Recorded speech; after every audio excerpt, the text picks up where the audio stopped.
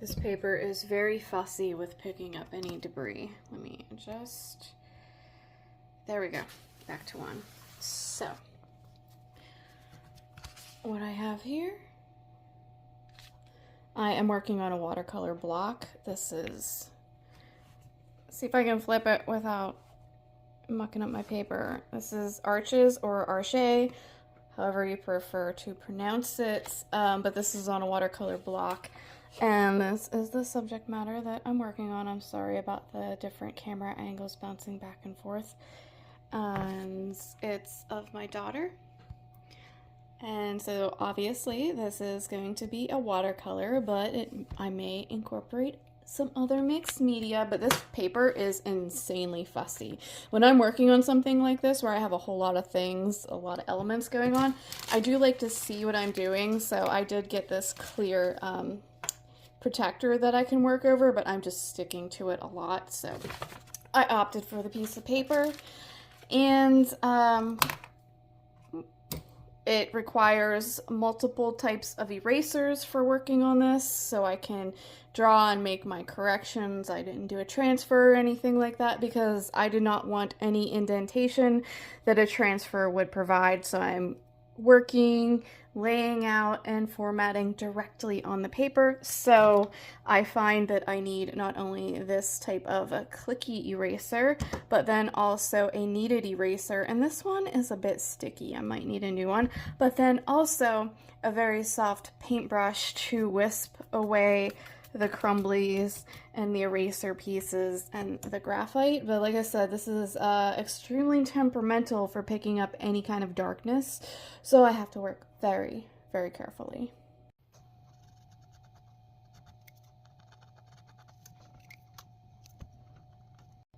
I considered putting in more detail, but no. I think that's good. I think I'm done, and I'm going to move on to the watercolor and let the colors really tell the story, the shape, the tone, and let the effects of the watercolor bring some more magic to the whole piece.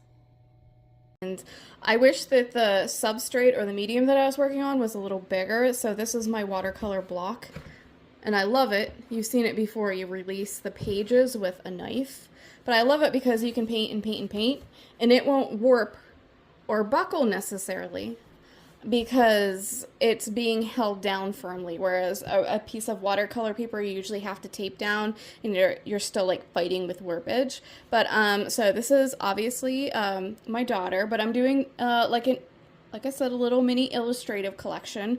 And so what's missing from this is going to be like the flowers that are bursting out of the sides and pouring out of the book. And then there's going to be more in the background, florals in the background that I'll do on another page. And then some other elements, but I really wanted it to feel like she's reading a story to, this is Jack, our cat. But I just really wanted it to feel like you're being brought into, some type of narration, and the things that I'm adding are kind of telling you what that story is about. I moved on from the underpainting and started applying this very, very light yellow in a wash. It's mostly water, but here it is up here, and it's this color here on my color palette. So it's diffused yellow, it's Naples yellow, and I really love Winsor & Newton. I really like these angled brushes. This one, it's not an expensive brand, it's Zen Royal and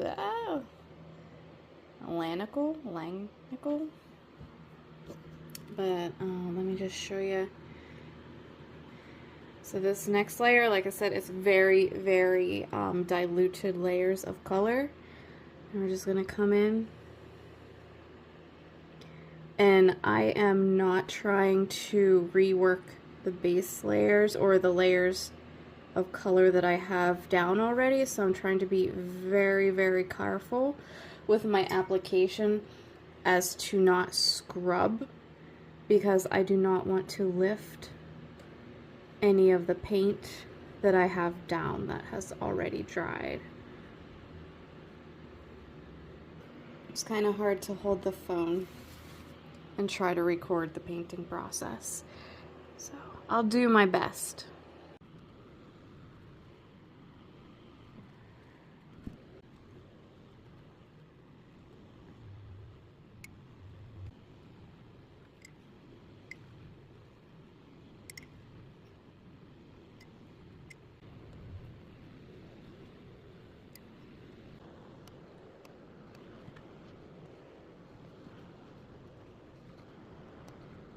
I just finished up with the last few little finishing touches with the watercolor.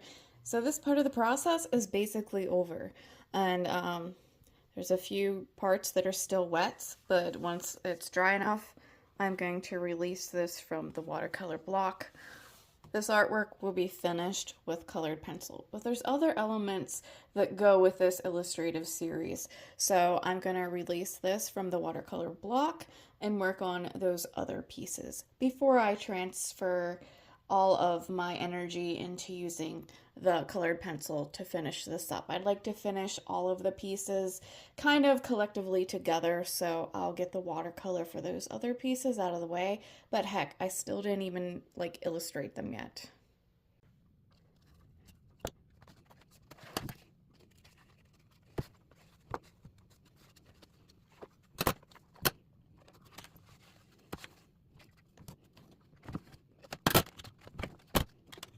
The next step for this is to do the other elements that will kind of finish this piece. It's kind of like a mini collection illustration series, and so around her are going to be these great big flowers and bloom as though you're being pulled into the story that they are reading. And since this paper got dark very quickly from me running my hands over it as I was drawing with the graphite from the pencil, I decided to do the flowers, draw them onto regular paper first, and then I'll do a transfer with them. So I just did the pencil drawing, and I am finishing up with this color pen because it helps me see the lines better because some of them just aren't erasing that cleanly. And then like I said, I will do the transfer onto the watercolor block here. And so that's the next step, but that's not all of the elements. There's still a few more elements that will then fit into the background, and all these things will be on layers so that they can be pulled apart and used individually if that is what is wanted. When I'm creating, videoing is an afterthought, and I'm just not in the mood a lot of times, so here's some of the pieces that accentuate this piece, coordinate with it, that I didn't film because, like I said, I just didn't feel like it. So maybe I'll show you some of the coloring process.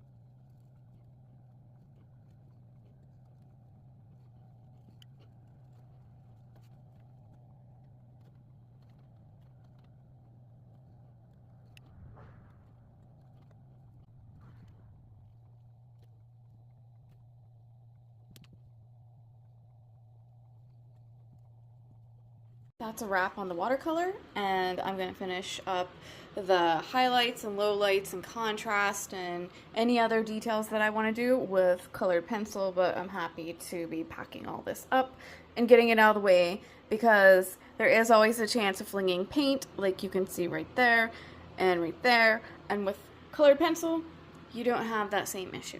So let me get this cleaned up and move on. You're going to hear my fan running, but that's okay. It's a little warm in here.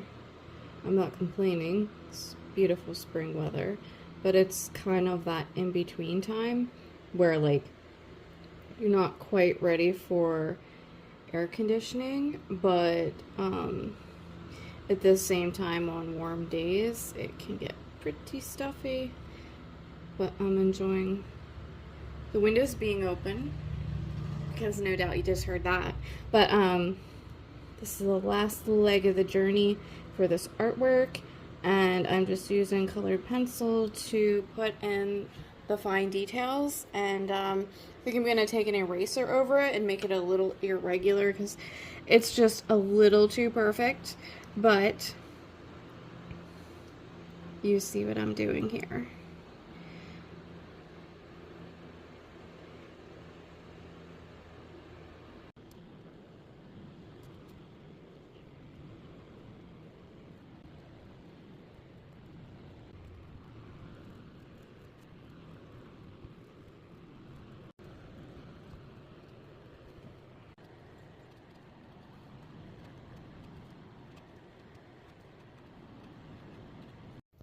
I lost track a bit with filming, but here's the completed piece with all of the elements pulled together, and it's very much kind of an Alice in Wonderland falling into, you know, a story plot kind of visualization with all of the elements of the story kind of spilling out into the air, kind of swirling around, and you get a hint of what they're reading about, or actually what she's reading about, as though, you know, she's reading the story to her cat. And let me show you the accent piece that I also created. And here's a complementary accent piece that really pairs quite nicely with the main piece that could be used to accentuate a mini collection. And so, if we bring this over and this over, so this is the collection in its entirety. It's called Never Lose Your Muchness, and it's a really great illustrative mini capsule collection